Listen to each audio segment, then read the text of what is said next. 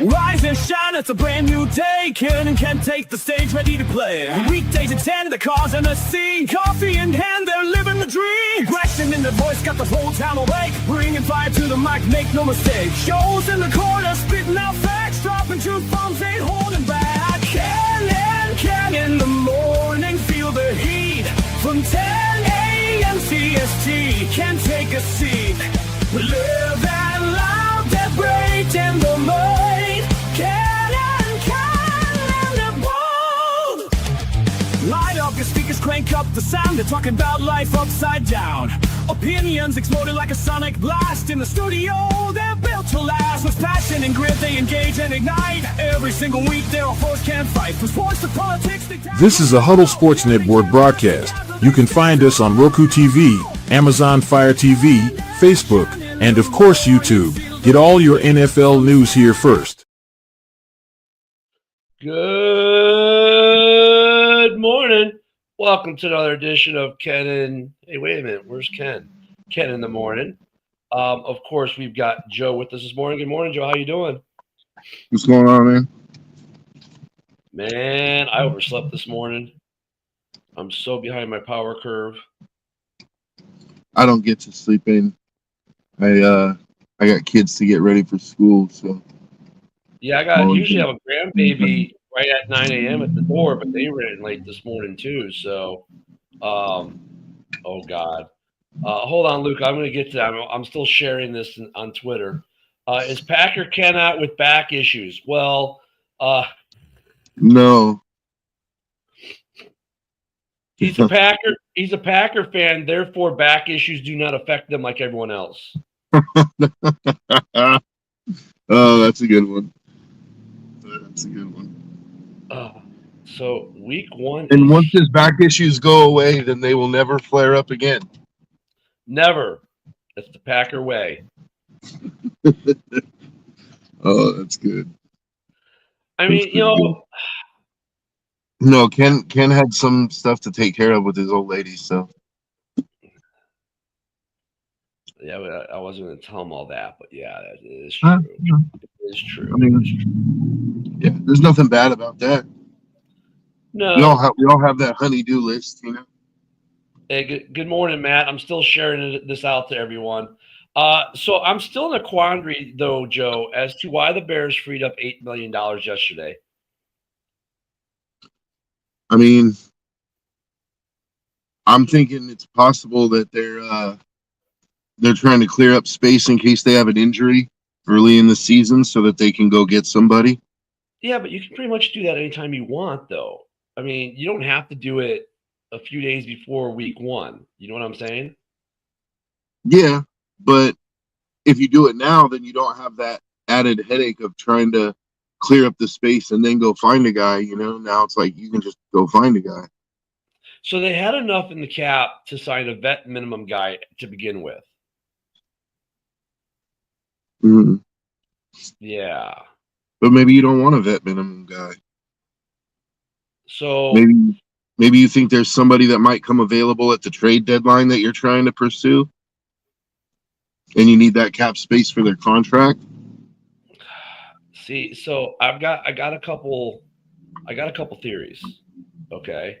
One, they freed up the money to sign Zadarius Smith.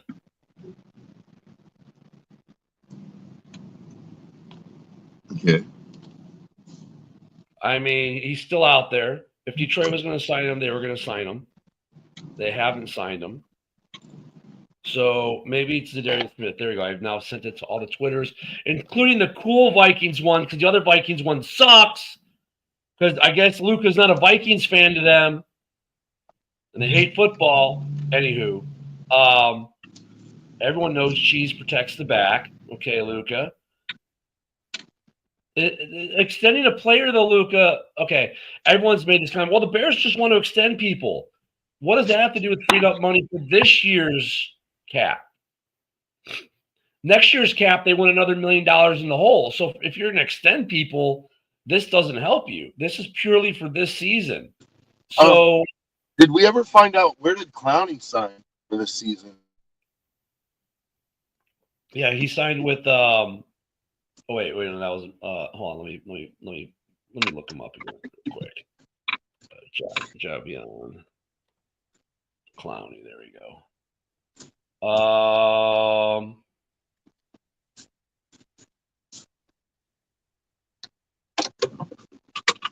Just go to where they say he's playing at.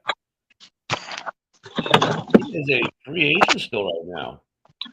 See, so maybe they cleared up $8 million so they can go get Clowney for the season. Man, I'm That's just so tired. That's roughly about what he would cost too. I'm so tired of hearing about Clowney though, because like every year it's like, oh, we're gonna sign Clowney, we're gonna sign Clowney, we're gonna sign Clowney. Like, no, we're not. He got released by the Panthers of all teams. Come on.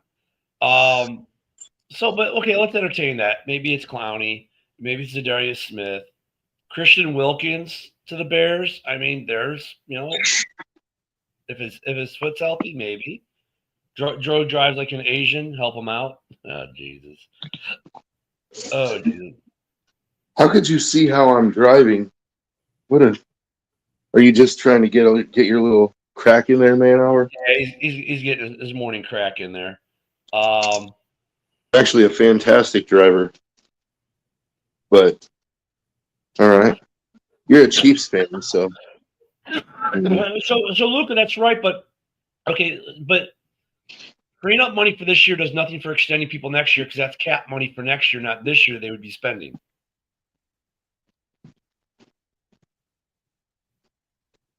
Right? So I don't know about that.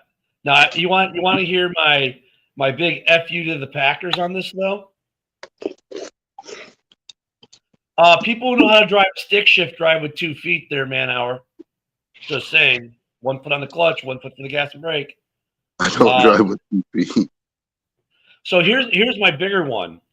The Bears trade a second-round pick and TJ Edwards, okay, to Cincinnati for Trey Hendrickson. The money matches up.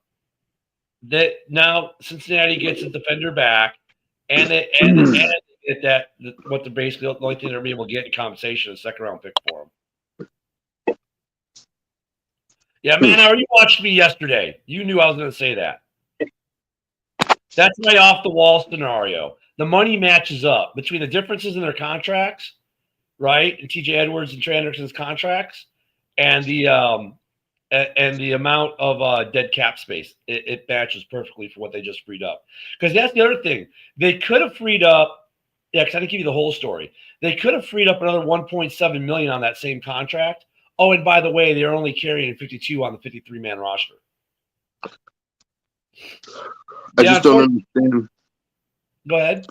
I don't understand. Like you're going to trade for him at before the trade deadline, but he's a free agent after this season, right? Well, then you sign him to an extension right away. And you know what that would be? It'd be, hey, Green Bay, you got Micah Parsons, right? Yeah, we just got Trey Hendrickson. Go back to the basement. That's what that move says. Man, are you going to understand something about John Dorn? Caleb Williams could be the number 1 quarterback in the league in every statistical category, and according to Dorn, he'll still be a bust. Not just a bust. Huge bust. Yeah. Record-breaking bust. Yeah. Tonight is Fly, Eagle, Fly. Oh, gosh. And who are they playing tonight? I'm so tired of hearing about the Eagles. I mean, they're a good team, don't get me wrong. And their GM, like, that dude deserves a trophy or a medal or a bonus. Like, Howie Roseman, that dude, he's been able to do wonders with that team. Their drafting the last 5 or 6 years has just been phenomenal. Oh, that's right. They're playing the rating system tonight, the Dallas Cowgirls. Dallas Cowboys tonight. So big game tonight, right? Boys, Eagles. Man hour's taking the Cowboys by 4. Okay. Wow. Yeah. Okay. Oh, by the way, breaking news just broke. We just got a new photo of what's going on outside of Green Bay schools right now.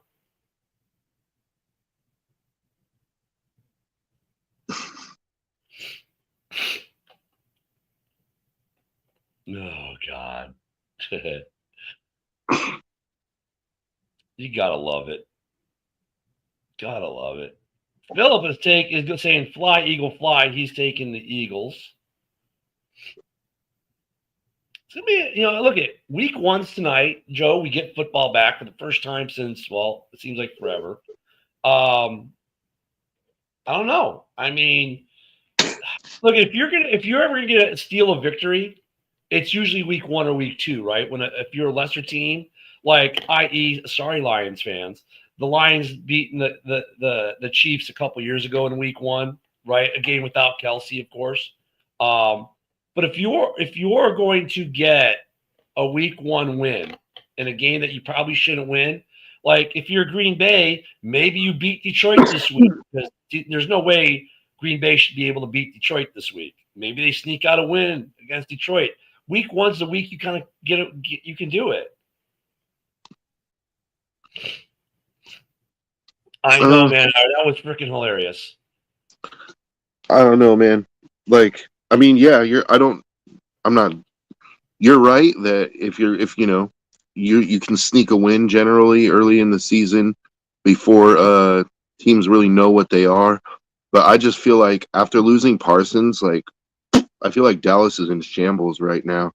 I don't feel like they're ready to capitalize on the potential weakness of an Eagles team that is coming off the Super Bowl riding high. Like I do expect the Eagles to be not as good this year as they were last year, but is Kenny Clark going to be a factor for that run defense down there? I mean, he better be because Saquon's coming. But I just feel like Dallas is in shambles right now, and I don't think they're gonna beat the Eagles. Man-Hour's got something crazy incoming. Hold on. But before that, good morning, you jackwagon. The way the Yinzer, that's the Yinzer reading, isn't it? I probably said good morning, fellas. I said good morning, jackwagons. Hey, by the way, Yinzer, there were no Legos on the floor this morning, just so you know. All right, last night I talked about this game. Cowboys defense was ranked 31st last season with Micah. They can't fall too far. They ain't wrong. Yinzer taking Dallas for the win, too. My God, it's 2-1 Dallas. In the comments here,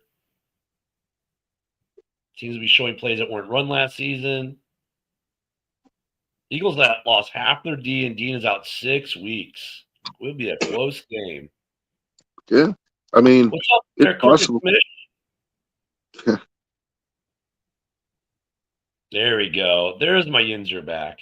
I mean, maybe I end up being wrong and Dak has a really good game. I mean, it's regular season. He's, it's possible. Hey, make sure your fantasy lineups are set today. There's a reminder, guys. My PSA for you. Make sure your fantasy leagues are set today because Thursday football's back, which means if you leave Dak on the bench, you might be kicking yourself in the ass. I'm feeling dangerous like Baker Mayfield. Uh-oh. Look, the NFL was smart this year, putting a lot of divisional games up front as far as for early TV ratings. The Eagles got a couple things working against them today, right? They got the Super Bowl hangover. You got the Saquon Barkley triple curse. How many more curses does this guy need, right? Did you see the plane leaving from Chicago headed to Cincy? I did not. I'm wondering, it was a private plane. Yeah, Ninja, of course, is like Philly. Not many people do like Philly. Philly likes Philly, and after that, it's kind of a hard thing. Yeah, I mean, dude, the NFC East does not have an easy slate, just like the NFC North. We play each other this year. Not an easy schedule.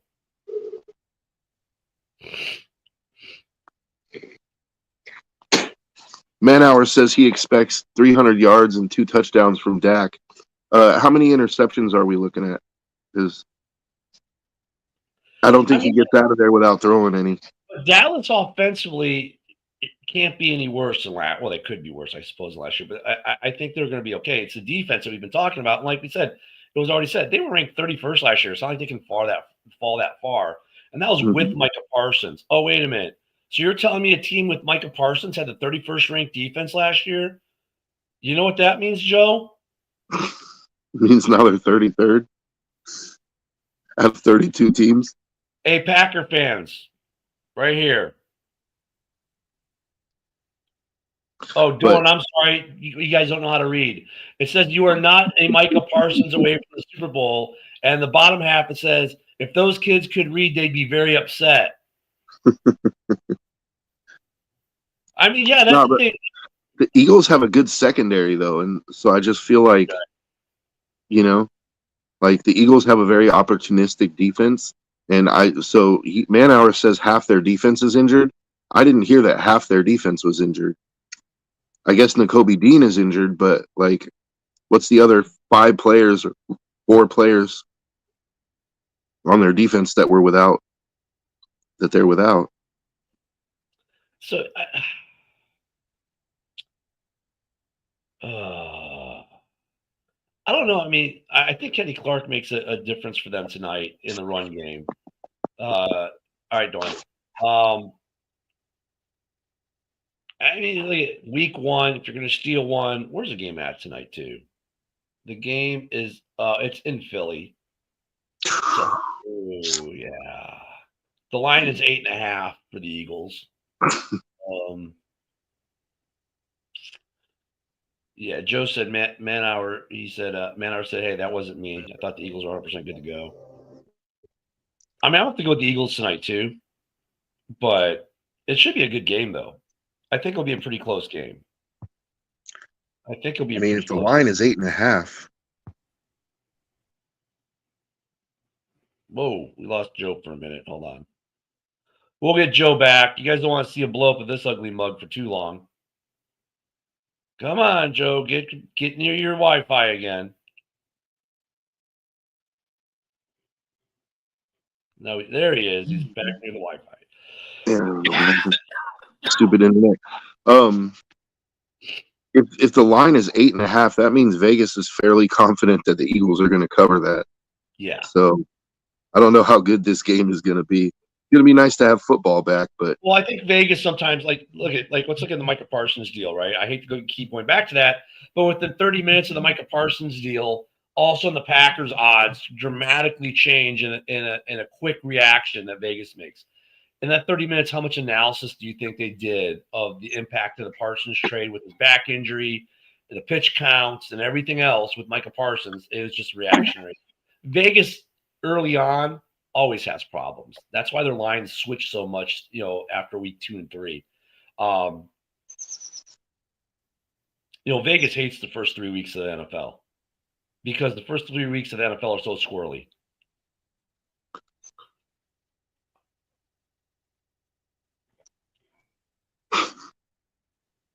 Wow. Somebody knows how the NFL works. Yeah, Manauer. Geez, don't give all the playbook out. Pulling back the curtain here. Yeah. Yeah, so some interesting things going on in the league today. One of which is we have a football game tonight, which may or may not be good.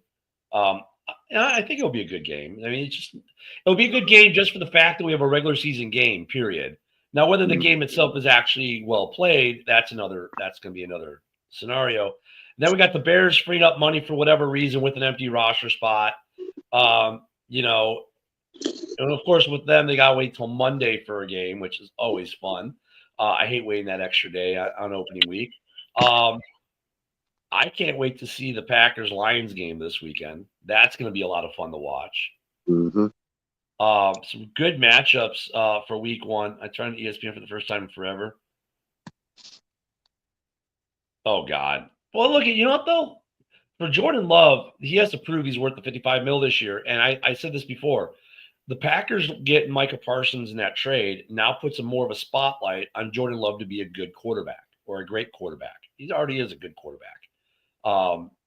He needs to show that he's worth $55 million, that big money. So, that's a little something. So, if Love does that, then he'll show he earns the money. Maybe the Cowboys come out motivated. If Pickens and Lamb catch fire, Philly might be in trouble. They could come out motivated. You Yeah. want to show they want to show the world that we don't need Micah. That Micah wasn't a world beater. That this defense is better without him. I think there is some motivation there. You You couldn't know be what? wrong. And now that I think about it, as far as NFL storylines go, it actually it makes more sense for Dallas to win this game for that reason, because then they go into that week 4 game against the Packers, and it's really got some, because the narrative will be, well, the Cowboys don't need Micah Parsons, but Micah Parsons is coming back to play against them, and it really like sells that game. So it sells that storyline. So I could see it. Man, Howard, you're killing me, man. Love is going to Miami. Dak is going to Green Bay, and Sanders is going to Dallas next year. That's hilarious. I could see it. The NFL storybook writers, But I mean, that is the storyline, though. And then, of course, the trash talk that'll happen if this were to happen. If Dallas comes out, Kenny Pickett has a game, stops Saquon, whatever, and they win the game. Oh my goodness gracious! The trash talk folks are going to have a field day with it. See, look, we're better without Micah. Hey, look, thank you, Green Bay, for saying this, Kenny, because now we can actually beat teams that have good offenses. I mean, and of course, Packer fans will have to find some retort because it's all going to go to them. Everyone else is going to sit back and be like, "Oh, this is going to be fun." Grab my popcorn. I don't know. That would be a great storyline today. I mean, it would definitely throw a monkey wrench in what is the NFL storybook writers. So the Cowboys will be a mainstream talking point for the next 10 days either way. Yeah, if they win today, they will be. They will be on everyone's tongue. Yeah, exactly. If they win, they're Super Bowl bound. Micah's overrated. Saquon's got the curse. And then if Green Bay loses on Sunday, on top of that, if Detroit beats Green Bay Sunday, that's going to get even worse. Yep, they lose. Well, if they lose, it's nothing. It's like, well, okay, you lost the Super Bowl champs and Jerry lost his mind. What else is new in the NFL? But if they win and Green Bay lose this week, oh my goodness gracious. Oh my goodness gracious. The trash talk guys are going to have a blast, except for the guys on the Daily Huddle, because they're all Green Bay Packer fans. You got to think, though, that Micah is going to be off that pitch count by the time that Dallas game comes. You would think, depending on how the back is. So, yeah. I mean, I don't know. The more I think about it, the more it's like, I think that, the NFL, one thing the NFL loves even more than competitive games is storylines, I mean, look at he's lined up against Sewell, right, in this Lions game. He's not going to do much against Penei Sewell. Sewell's probably going to beat him up every time they can put an elbow in the back. Anytime anyone can get a ding in there, they're going to get a ding in there. It's a division game; they hate each other. He's going to be on a pitch count. That back, that sprained L4, L5, L6, and then it was supposedly something else, and that's just a sprain, whatever. That back injury could get exacerbated this weekend against the Lions. Swell will be the leading wide receiver. Who's Swell?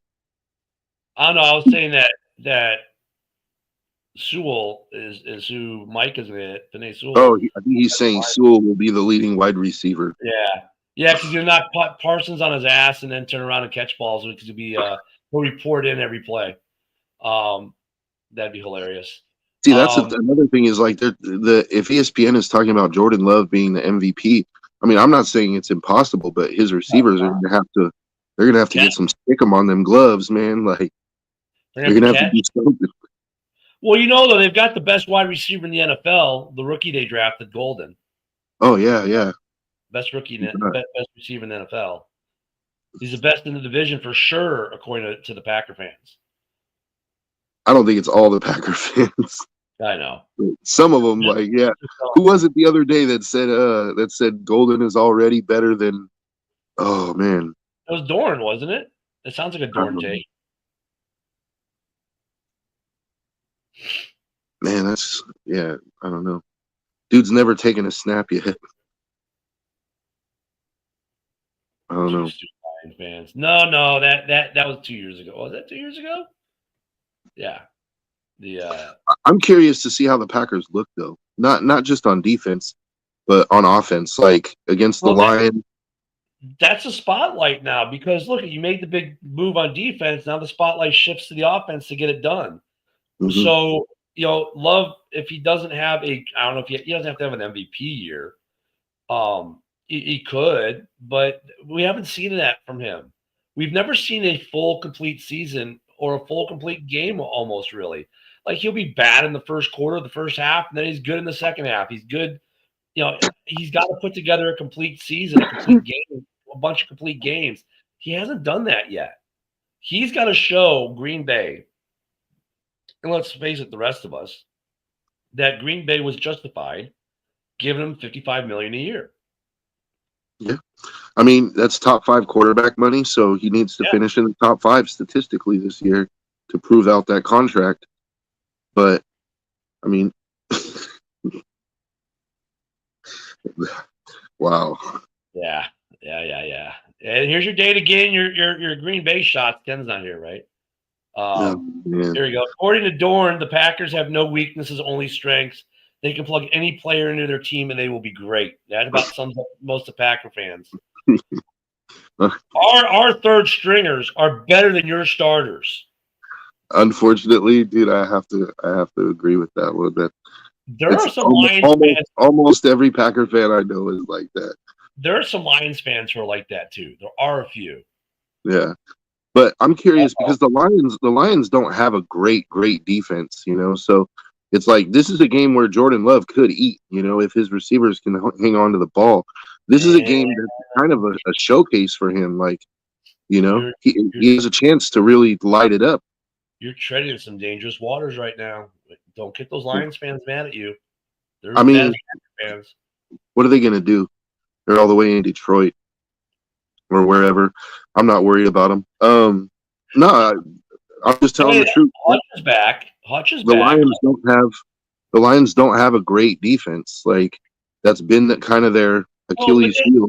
Well, they've got a good line. They've got a decent linebacking core. Yes, their DBs are a little suspect.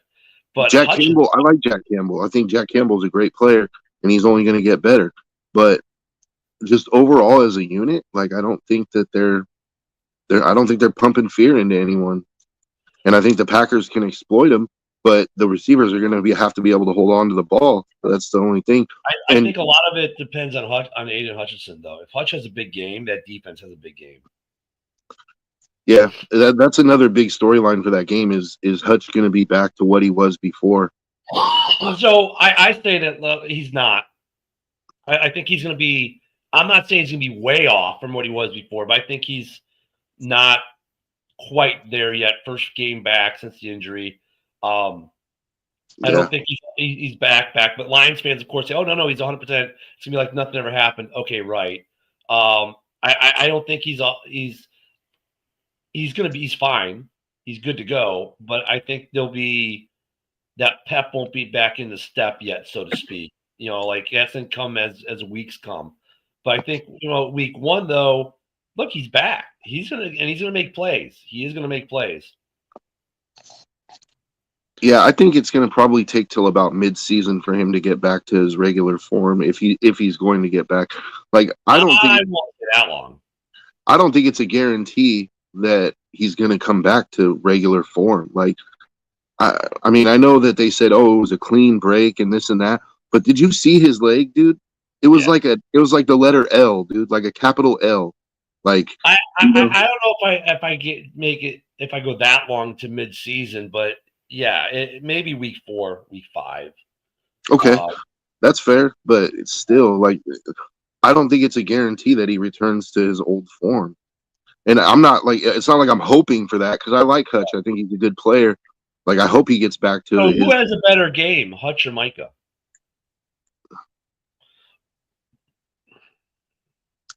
I mean, I think Hutch because he's going to play more snaps, but I mean, I don't think Hutch is going to be Hutch, 100%. What was his name? Ooh. Wow. Well, he's a Kansas City fan. You know how they get down in Kansas City. I do believe Parsons' rush defense looks like Manti Te'o, his girlfriend from college. That Yeah, is great. exactly. Non-existent. You know what's funny though? I feel bad for the Packers. Well, wait, no, I don't. I never feel bad for the Packers. But think He was about this. hey, okay. Good shot, man. Howard, like he took it in stride. I feel bad for the Packers, but I don't. Packers go out, they make this big trade. They never do anything like this. They never send package multiple first rounders and a stud, lineman and a deal and make this big swing for a big name player, and everyone in the NFL shits on them. I almost feel sorry for them because they're like, man, we finally got a Lamborghini, and they're like, dude, you got a U, and everyone's like, dude, you got a Yugo with a Lamborghini body kit. I think Micah's gonna. Here's the thing, like I think Micah's definitely gonna perform for them. I think their defense, like he's gonna make everybody around him better. But the thing is, I don't know if he can live up to that contract, man. Like $47 million a year. Now with Like, that back injury this week, he can't. I mean, no, even without the back injury, even if Micah came in 100% healthy, how are you living up to that contract? You got to have 25 sacks a year, man. Like, I just don't see that. Like, I think no matter what, when the Packers, if they win a Super Bowl, all will be forgotten, right? Like they'll eat the money and they're not worried about it. But if they don't win a Super Bowl, even if Micah has 14, 15 sacks a year, they're still going to look back and be like, man, 47 million. Like, Well, think about this though too, and we'll get to the man hour hat wants to talk about the Raiders in a second. But think about this: you get rid of Kenny Clark, who chewed up a lot of the middle for you, was great on the run. Now you got to put his backup in as your starter because you now have a new edge, right? So your front four looks dramatically different. You now have two new starters in your front four, just less than a week out from the beginning of the season. That's going to make that Packers defense look different too. But Packer fans, oh, we got Micah, so we're going to do all these things. Well, dude, who's the guy playing where Kenny Clark was now? Like, I don't know. And exactly, and how does he match up to what Kenny Clark produced? I don't know, but I think fans, he'll be a world beater. But I think the Packers can. I don't want to say that they can completely like fill Kenny Clark's shoes, but I think that they can do other things. Micah gives them some versatility that they can scheme different things up to sort of put a Band-Aid on that or cover that weakness. Yeah, now you got to come up with those schemes and draw them up and design the plays and install them at practices. That takes time. It doesn't happen overnight. That's true. Well, wait a minute. This is Green Bay. They all learned it by osmosis. Never mind. So hey, let's talk about let's get off the Green Bay pack turds for a minute because we gotta leave them alone, man. They let them feel good for themselves until Sunday. Do you think the Raiders can go into New England and get a win this week? Yes. Do I think they will? I don't know. Like that's why they play the game. I'm not going to sit here and. I took the Raiders last night. I took the Raiders on JB's show last night, so you got to make a pick. I mean, of course, I'm going to pick the Raiders. Like, I think New England is a beatable team, but I'm also New England is one of those teams that I'm curious about because they've added some talent. They have an ascending quarterback. They just got Mike Vrabel to coach them. Josh McDaniels has proven that he's a good NFL coordinator with the Patriots. And I'm curious to see what him and Drake May can do together. They're a little thin at receiver. Like they're hoping that they can trot out the corpse of Stephon Diggs and make that work. But so I think offensively the Raiders have more weapons. Genty and Bowers and Jacoby Myers and I'm really curious to see Dante Thornton. Like, I think that kid's going to be really good. And don't forget you added another wide receiver who may be Amari Cooper, who may not be what he was, but he's still.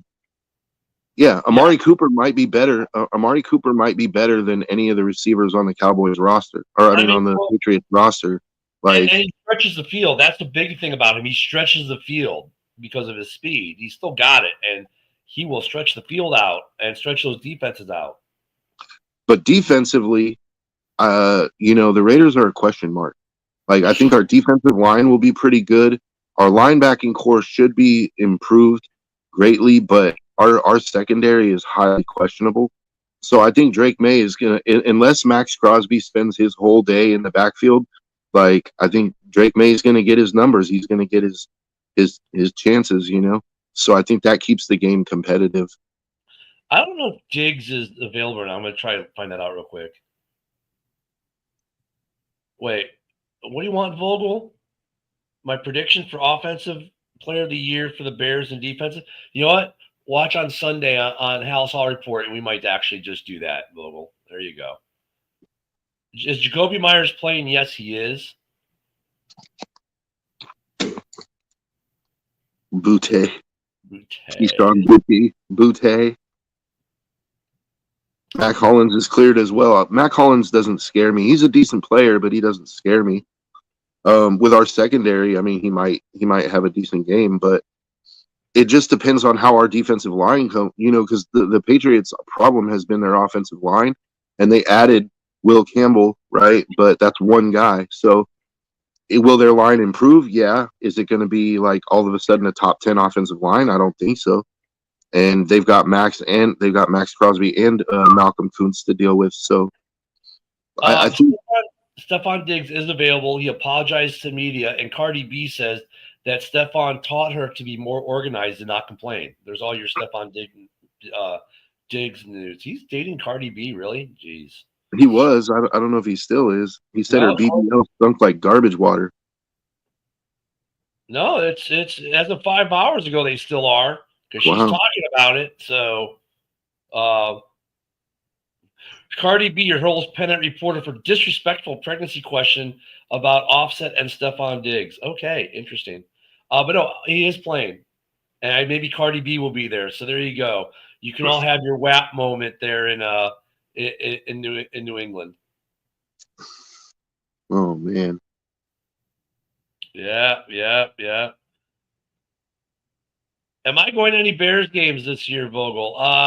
You already know the answer to this because you heard me talk about it yesterday. No, I'm not. I was going to try to go to week 1, but the problem is we couldn't catch a flight that got us in Chicago early enough for week 1. I would have missed like the first quarter of the game probably. So not, and then for week 3, I'd have to stay in the city for about an extra 5 days. Just couldn't justify the cost when I got bills to pay. So probably won't be going to a game this year. You never know. No, you wouldn't shock me if Antonio Gibson runs overrated Max. Okay. Man hour. You had me believing in you for a second, dude, but anyway, you're gonna have to go ahead and drop some stats to show that Max Crosby is overrated. Hey, just do this. Yinzer was gonna mail me some Legos for me to step on yesterday. I gave him a little bit of this last night. So Yinzer, send those Legos to Man Hour on behalf of Joe. There you go. No, I just want him to back his case up with facts. Max is the unquestioned leader of that team and that defense. Although Geno has come along, Geno has sort of taken a leadership role on that team, and even Max has sort of, I don't want to say given up the reins, but he's like, Max is kind of submitting himself to Geno's leadership as well. Which is, I'm surprised that they took to him this fast. So that says good things about Geno, about his character, that the team respects him.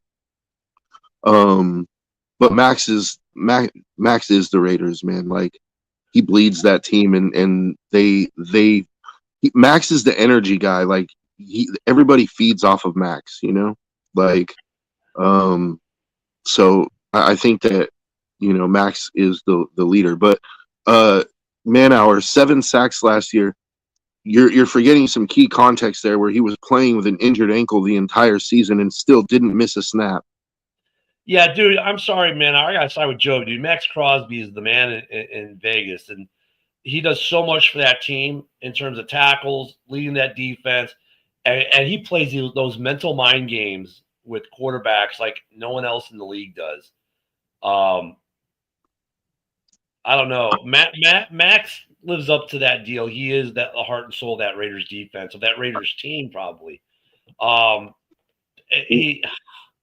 Just look at the NFL 100 rankings, dude. The Yeah. NFL 100 rankings are done by players, right? And look at Max Crosby's ranking for the last 3 to 4 years. Like, where is he? Like, he's not in the bottom 50. You know, he's not. He's in the top 25. Like, you know, Max is. And see, Max does so much more than just sacks. Like, yeah, Max, he's broke 11 sacks twice, right? Whatever. But he's also a beast against the run. He's always leading the league in tackles for loss. He's leading the league in quarterback pressures, which although that does, you know, it's starting to count as a stat, but quarterback pressures are important. You know, how many times can you get a quarterback to throw the ball away? That's another down that they just lost, another opportunity that they just lost.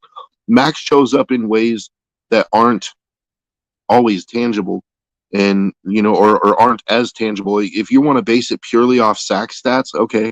Also, let's keep in mind that Max's contract, when you look at Micah Parsons and TJ Watt, Max signed a very team friendly contract, and it was a long term extension. Like, Max signed like a 4-year, $100 million deal, so he's making like $27.5 million a year. I mean, look at Manhour. He goes, well, this comment here, Barkley was probably the best player in the NFL last year. And it's not just the stats that get you that, right? It's everything else that goes along with it. Philly, without him, Philly doesn't win a Super Bowl. He was a catalyst for everything. So, I mean, I kind of agree with you, kind of disagree with you on that, but What? He doesn't have 40 tackles a season, like, and I think you need to go and look at Max Crosby.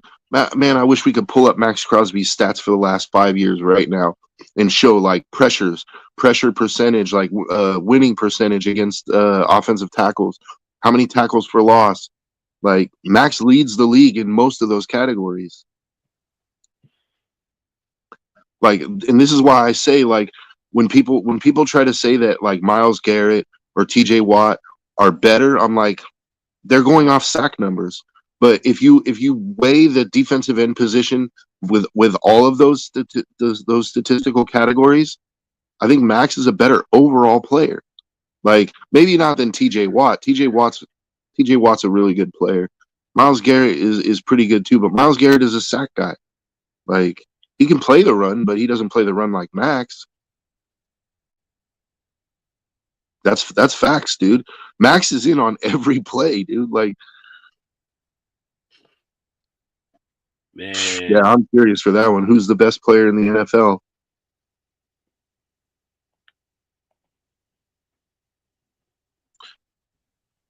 Yeah, see, so take a look at that, man. Our 45 tackles last season. Can we go back to that comment?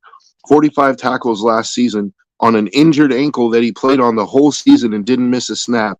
90 in 2023, 80 in 2022. Like, come on, dude. Like, 80 tackles as a defensive end.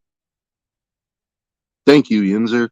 And I'm not even trying to, like, you know, I'm not saying that, like, if you want to base it on sack numbers, yeah, Max isn't the best. But with everything else he does, like, to say that he's not, if not the best, at least in the top 2 or 3 is disingenuous. And then when you take his contract into account, like, he took a team-friendly deal when he didn't have to. Max could have went anywhere and he could have made Micah money, but he stayed with the Raiders for $27.5 million a year. Well, let me ask this question, and I'll throw this out there for everyone. Who would you rather have on your roster, Micah Parsons or Max Crosby? I'll even keep silent on this one because you know where I'm going. Yeah.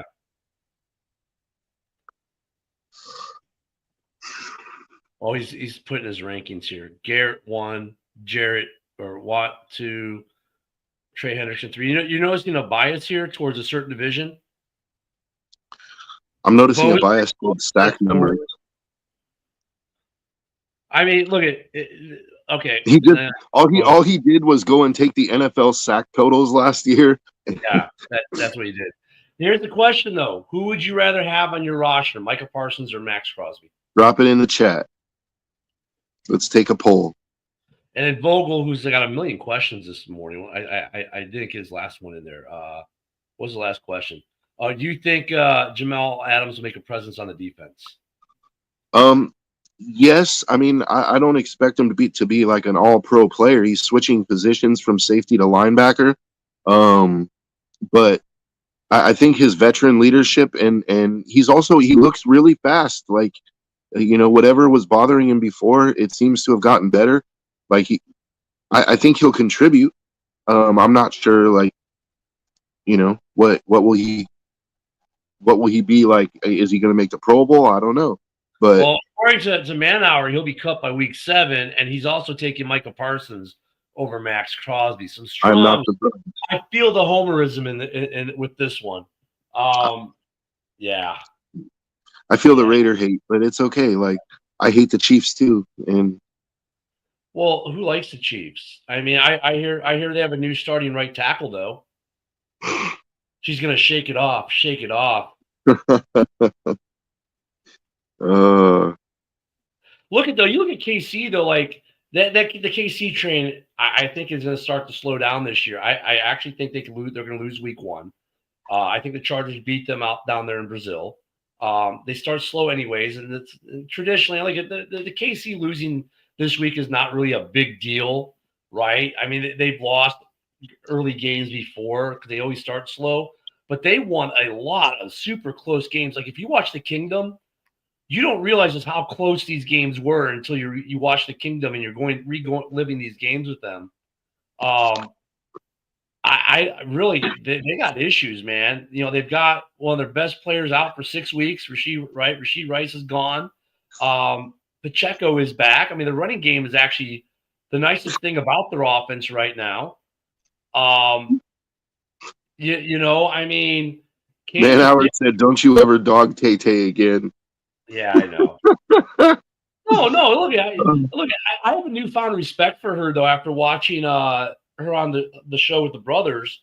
Watching with the Kelseys on the podcast.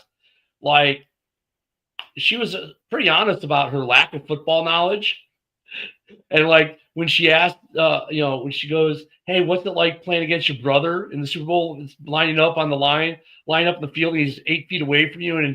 And Trav is like, we both play offense, right? And I only play against the defense. I mean, she's willing to admit her lack of knowledge, but she's put a lot in.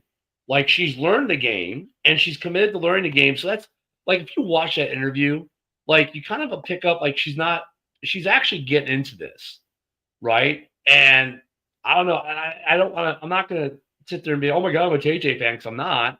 But at the same time, I don't hate her. I think it's cool that she supports her fiance now, and his career, and is getting into it. And look, it's good for the NFL because it brings a whole other demographic into the league that may not necessarily have been there. Now fathers are taking their daughters to football games. That's kind of cool, actually. So she's been a positive thing for not just Kansas City, but for the NFL in general. I know a lot of people give her crap, but like, dude, like, honestly, for dads out there with young daughters, and now their daughters are going, "Dad, I want to go to a football game." I mean, dude, you wouldn't be hearing that if it wasn't for her, most likely. So, where are we at on this poll? I saw one Micah Parsons, which was Manhour. That's it. Oh, and then Yinzer's taking Crosby. And that's all we've got right now. I wonder where are the rest of you guys at? Come on, jump in on this poll. Yeah, I'm curious. I want to see what other fans of other teams actually think, because Manhour and I, we kind of have a bias, obviously. Like, although I think Max Crosby, I think everyone thinks Max Crosby is good except Manhour.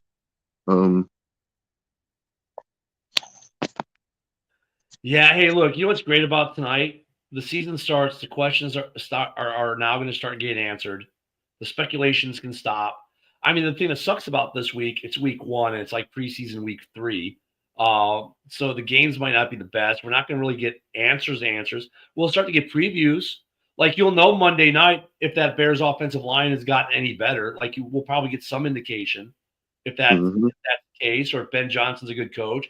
We won't get, but like Green Bay, Detroit, we're not going to really know the impact of Micah in Green Bay based off Sunday's game against the Lions. Because let's face it, he's not going to play every down. He's not fully integrated into that defense yet. So it's not going to be what they're going to look like 4 weeks from now or after their bye week in week 5. So yeah, we'll get some answers, we'll get some indications, but I don't think we're gonna get a lot of the answers that fans, because fans don't want to wait, man. It's instant gratification. They want to know everything now. We're not going to get that with a lot of these teams. And look, this is a week where you're going to see teams that you would think should lose a game might win a game. Like don't Yeah. be like. I Don't, think like, also the Bears' offensive line, like they're getting a good test week 1, dude. So like we're really gonna find out if they've improved because that Vikings defense is pretty good, dude. So well, if you look at Detroit, they get a really good test too because like they're going to have to test their new offensive line. They get Green Bay this week, Chicago next week, and then they get Baltimore the week after that. So every week that it just ratchets up for them, and we'll see how good their offensive line is by week 4 or 5, right? Green Bay, they're gonna have some good defensive tests early, right? So I mean, there's some good tests that are gonna help mold these teams early, but we probably don't start getting answers. And like for the Bears last year, look at through the first 6 games, we were 4-2, and then the wheels fell off. So even through 6 games last year, we didn't know. We had an inkling though on that the offense wasn't going to be all that when you lose in Indianapolis because you have 1st and goal and you run the same play 4 times in a row and don't get in it. That we might have problems in Chicago. So with that, we're going to see stuff like that. But I would not be surprised if you get some games this week, like really tonight, if the Cowboys beat the Eagles, I won't be shocked. It's week 1. I won't be shocked. If the Browns beat the Bengals, will not be shocked. Why? Because the Bengals normally start slow. Browns have a pretty good defense. Now, look, the Bengals are trying to mitigate that by letting Burrow and the ones play in the preseason. Let's see if that works. If the Falcons steal one and beat the Bucks, because the Bucks have a lot of key guys out, would not be surprised, even though I took the Bucks. The Giants could beat the Commanders in Washington this week. That could be a week 1 deal. Could be a week. It could happen, but I think that's the furthest one down on my list of potential upsets. I think Steelers. The Panthers win that. We got a minute. Let's talk Jets Steelers. We'll talk more about games tomorrow, of course. Jets Steelers is going to be interesting too. You got 2 quarterbacks that basically swap teams. Oh, that's going to be fun. Yeah, that's going to be fun. I'm actually the biggest question mark for me. If I'm not talking about the Raiders, I think is going to be how does JJ McCarthy perform? Because I think like that's going to be, it's going to determine. I'm not going to say week 1 is going to determine the Vikings season, but how JJ performs is going to determine the Vikings season, right? Week 1 is not a good test bed. No, but I'm just curious to see how he plays. Like, but you have that's all. I'm curious. But week 1, Joe, he has no Jordan Addison. He might not have JJ, so he might be without his top 2 receivers. What's wrong with JJ? He's got a hamstring issue. So they're monitoring that. So, but if I'm them, I'm like, I wouldn't risk him for the whole season to play week 1 against the Bears. I don't think Luka wants to lose JJ for 4 or 5 weeks to a hamstring injury when you could just sit him for one week against the Bears and then have him come back healthy. But you never know. So, I mean, he's going to be without weaponry against a pretty good defense. So week 1 is not going to be a good – oh, my God. Dorn, your lack of football knowledge when you trash talk sometimes. John's a smart guy who says stupid things sometimes. Let me put it that way, because I like John Dorn a lot. So don't ever get that twisted. But I mean, dude, we love Dorn. Interior with Grady and Dexter, with Grady Jarrett and Dexter, that's going to be insane. Like, he's not wrong on the pass rush. Like, we'll see if Dayo, because that is a legit question. Is Dayo gonna be the other edge rusher for Chicago with Montez Sweat, who last year played hurt with turf toe the whole year, I guess. But still, the interior of that line is going to make problems for them, John. So I kind of agree with John and disagree with John. Like, we have to see if the Bears with their pass rush improved. But the interior is better, and that interior can get through. So JJ is not going to be fine, John. I'm sorry, he's just not. Yeah, he's got a hammy issue. I was reading that yesterday. I don't know what they were saying. He's questionable for Monday night. They would hope that he could go, but they're not planning on it at the same time. which is probably the best way to look at that if you're then thinking long term for the season. And But man, those hamstring issues, though, they tend to drag out over a whole season, man. Yeah. Like Darren Waller tweaked his hamstring and he wasn't the same for the next 2 seasons, and the Raiders ended up getting rid of him. Didn't he have a hamstring issue last year too? That's what I'm saying. Like Waller, as soon as Waller started having hamstring issues, he was never the same. 2 years ago, because that was when he was on receiver, he had hamstring issues, and I thought he had hamstring issues last year. Justin Jefferson, man, with the hamstring issues.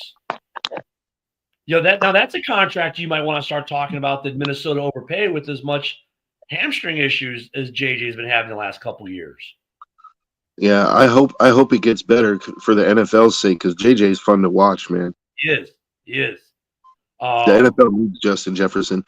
And I was thinking about it last night, like there really aren't a whole lot of elite receivers in the NFL. I mean, you have guys like Terry McLaurin's who are in the top 10 to 20, right. But like there's only one JJ and there's only one Jamar Chase, and Malik Neighbors. I really believe by the end of this year, Malik Neighbors will probably get into that conversation with Jamar Chase and Justin Jefferson. I think last year's draft class, I think all three of those guys, Neighbors, Odunze, and Marvin Harrison Jr., all three have the potential to be something special. And look at that draft class. If you want to really look at a draft class in total, that draft class with those receivers, with the 5 starting quarterbacks that came out of that draft class, that everyone except John Dorn seems to like, right? Because Dorn doesn't like Caleb. And some of the other pass rushers and whatnot that came out of that draft, right? Dude, that draft class might go down in a couple of years as being one of the, if they continue like they've been doing. Yeah, as one of the best draft classes ever. At least the best first round draft classes. Yeah. I mean, that draft class has been really but Neighbors has some hamstring issues as well this year. If I'm being honest, I think like Neighbors is I just see something in him that I haven't seen in Marvin Harrison, and Odunze the jury's still out on him. Like I think he's a good player, but I don't think he got enough reps or enough balls thrown to him to really see what he can do. Well, yeah, he didn't get really enough targets. There's a somewhat consensus feeling that he might have the breakout year and overtake DJ as the number 1 guy in Chicago this year. We'll see. I mean, look, at those answers will start getting answered this week as games get played. Tonight, of course, we got the first game, the Cowboys, the rating system, if you will, against Fly, Eagle, Fly. Hey, there we go, Mitch. Hey, at least Mitch got in today before we ended, so good, Mitch. Mitch will go back and watch, though. That's what Mitch does. And then he's going to write a bunch of comments because he's even mad about what we said about the Lions, probably. But, I mean, look, we start to get answers. We're going to start to get answers. Tonight's going to be the first round of answers somewhat. If the Cowboys win tonight, it's going to be a very interesting day tomorrow with Cowboy fans talking to Packer fans about who won that trade, right? See, and I knew Mitch would do that, of course. And then when the Lions beat the Packers on Sunday, there's gonna be another round of that. So it's gonna be interesting. But like Packer fans, though, I gotta do it one more time just because Mitch didn't see it, so I'll do this for Mitch. Mitch, this is for you, man. At the same time, if the Packers lose this weekend, or I should say when they lose to the Lions, it's not over because the guy's not a pitch count. He's not fully integrated. We'll have to wait and see what Micah Parsons looks like in week 6, 7, 8, right? And I'm not so sure the Packers lose this weekend. I think they can beat the Lions. I mean, will they? Can't proven it. But we'll have to talk about that one tomorrow, Joe, because unfortunately we are out of time. We do have a special guest. I'll be here tomorrow, so tune in tomorrow. We will be back at the same bat time, same bat channel. Thank you for everyone. Thank you, Brent. Thank you, everyone, for being here. We'll see you guys in the morning. Have a great day, everyone. Enjoy football tonight.